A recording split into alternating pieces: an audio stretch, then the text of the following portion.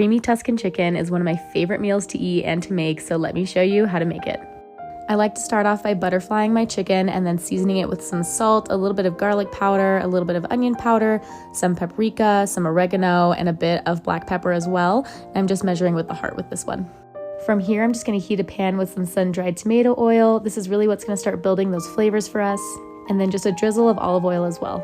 Once that comes up to heat, we're gonna go ahead and lay down our chicken and sear on both sides. While our chicken's cooking, let's go ahead and prep our veggies. This recipe has really simple ingredients. We're just gonna split some cherry tomatoes in half and then cut one whole shallot or a half of an onion, whatever you have on hand, and crush a few cloves of garlic as well. We're also going to need an entire bag of spinach for this recipe, and don't forget to wash your veggies.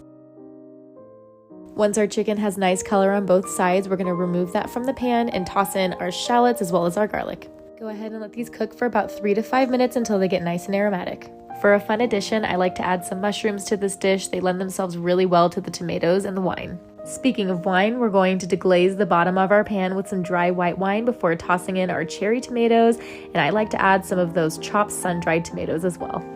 Totally optional, but I like to add in some red pepper flakes at this point, as well as a little bit more oregano before pouring in about 1.5 cups of heavy cream.